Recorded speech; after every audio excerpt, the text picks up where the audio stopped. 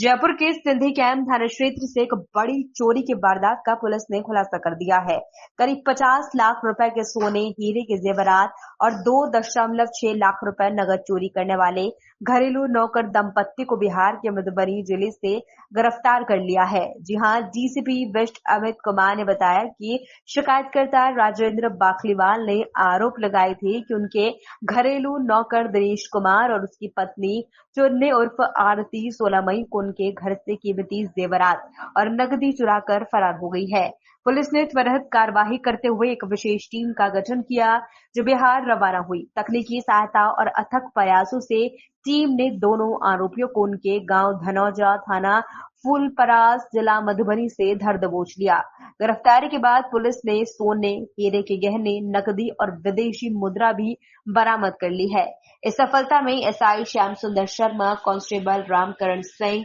Constable Shravan Kumar और महिला constable आशा की सराहनीय भूमिका रही। सामने आए। इनिशियल जो समय होता है, कई बार जो किसी के द्वारा घर में ही बिना किसी फोर्सफुल एंट्री की और नौकर द्वारा इस तरह की फरियादी राजेंद्र बागलीवाल ने 16/5 को एक मुकदमा सिंधी कैंप थाने में इस आशय से दर्ज कराया कि उनके घरेलू नौकर जो थे वो उनकी लाखों की ज्वेलरी और कुछ नगद यहाँ से लेकर चले गए और चोरी करके चले गए। इस मामले में मुकदमा दर्ज करके अनुसंधान आरंभ किया गया और सिंधी कैंप थाने के एसएचओ द्वारा एक स्पेशल टीम का गठन करके तकनीकी रूप से सीसीटीवी फुटेज और डिजिटल ट्रेसिंग के माध्यम से मुलजिमों का पीछा किया गया। बाद में हमारी यहाँ से सिंधी कैंप एसएचओ के नेतृत्व में एक टीम बिहार के मधुबनी जिले में जाकर मुख्य आरोपी दिनेश और उसकी पत्नी चुन्नी को गिरफ्तार किया है और उनके कब्जे से वहीं बिहार में ही लगभग 50 लाख की कीमत के आसपास की जो सोने और हीरे जवाहरात की जो ज्वेलरी है वो पुलिस ने जब्त की है, जिसमें बिहार की मधुबनी पुलिस की भी महत्वपूर्ण भूमिका हमारी पुलिस के साथ में रही। इस पूरे प्रकरण में सिंधी कैंप एसएचओ और उनकी टीम ने एक सराहनीय कार्य किया, जिन्होंने न केवल मुलजिमों का तेजी से पीछा किया बल्कि जो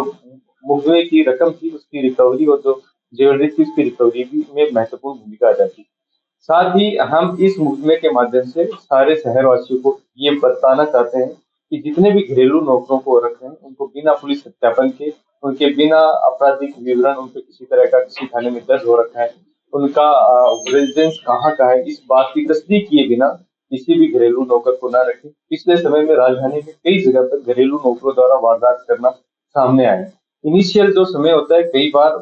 जो किसी के द्वारा घर में ही बिना किसी फोर्सफुल एंट्री की और नौकर द्वारा इस तरह की वारदात को अंजाम दिया जाता है, उसके बाद में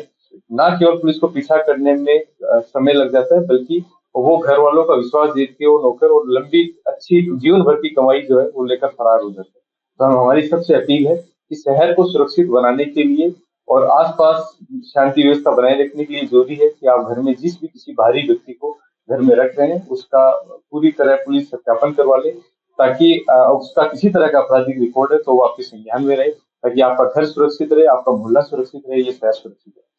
तो ये किस तरह से उन्होंने वारदात को अंजाम दिया? प्लानिंग पहले की थी, जैसे इनको पहले रखा गया था काम पे, पहले विश्वास दिया था, इस तरह से जिस तरह कैसे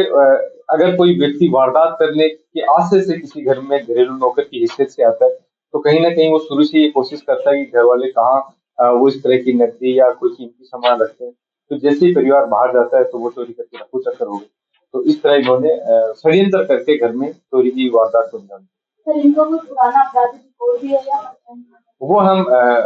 वहाँ की पुलिस से समन्वय करके वो प्राप्त करने की कोशिश